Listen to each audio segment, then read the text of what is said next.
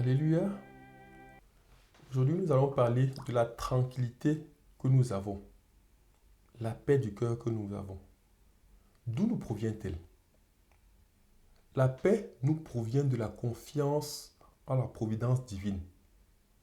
La paix nous provient de l'espérance que nous avons en notre Seigneur Jésus-Christ. La certitude de sa bonté que nous avons. Ainsi, nous pouvons dormir tranquillement. Ne pas craindre pour le lendemain, parce que nous savons que le Seigneur Jésus-Christ prend soin de notre lendemain. On peut avoir des doutes en tant qu'homme, dû à notre faiblesse, mais chaque fois nous devons nous rappeler de la bonté de notre Seigneur Jésus-Christ. Non seulement sa bonté, mais sa puissance, sa toute puissance. Sachant qu'il peut agir et il agit dans notre vie. Pour ceux qui se confient en lui, pour ceux qui espèrent en lui. Pour ceux qui n'espèrent pas en leur propre force, pour ceux qui n'espèrent pas en leur propre qualité, mais qui espèrent en Dieu. Pour ceux qui n'espèrent pas sur le prochain, qui n'espèrent pas sur les puissants de ce monde, comme on pourrait dire, mais qui espèrent en notre Seigneur Jésus-Christ. Je donnerai peut-être un exemple simple. Quand quelqu'un, pour avoir son travail, il se base, il espère sur un proche ou sur son réseau ou autre, et c'est là toute son espérance en disant, oui, je vais avoir du travail par ces personnes. Il est prêt à tout faire pour plaire à ces personnes parce qu'il espère du travail d'eux. Là, il pose un acte qui n'est pas agréable à Dieu. Parce qu'il oublie que Dieu est bon et que Dieu est là pour lui. Il oublie que Dieu est tout puissant pour lui ouvrir toute porte. Donc, il se confie en l'homme au lieu de se confier en Dieu. Ça, c'est déjà la vie sur la terre. Mais ça, on va aller plus loin. Déjà, l'homme peut être infidèle. L'homme est souvent infidèle sur la terre. Aujourd'hui, vous faites du bien, demain, vous faites du mal. Mais au-delà même de cette terre, pour la vie éternelle, quel homme peut nous procurer la vie éternelle?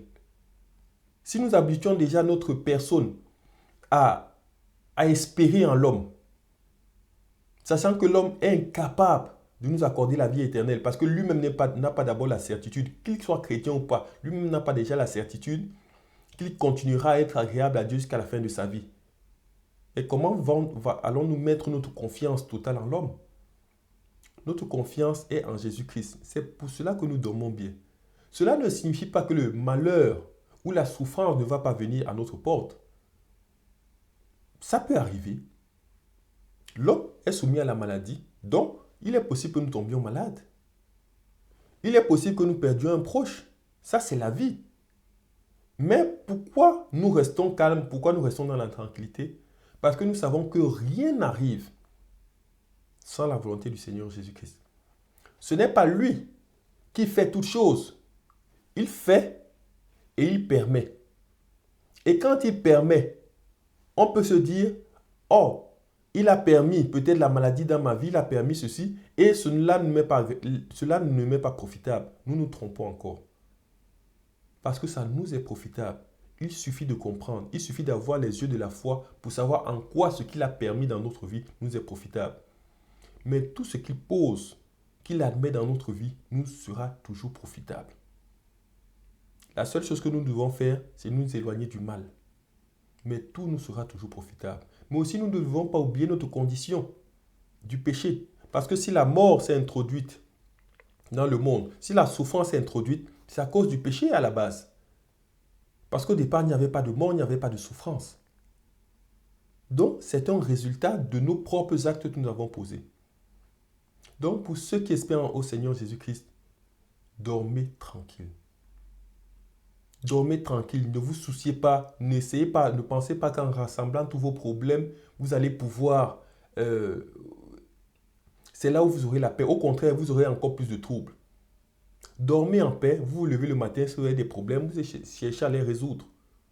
Mais ça ne sert à rien de se ressasser ces problèmes. Se les ressasser. J'ai des problèmes avec mes parents, j'ai des problèmes dans mon travail, j'ai des problèmes dans mon couple, j'ai des problèmes avec mes enfants, j'ai des problèmes. Ce n'est pas en ressassant les problèmes qu'on arrive à la solution. Non. Sans se confier en notre Seigneur Jésus-Christ, éclaire-moi, donne-moi l'intelligence nécessaire pour les résoudre, donne-moi le caractère qu'il faudra, permets-moi de supporter ce qu'il faudra supporter. J'ai confiance en ta toute bonté, en ta toute puissance, et je sais que tu agiras.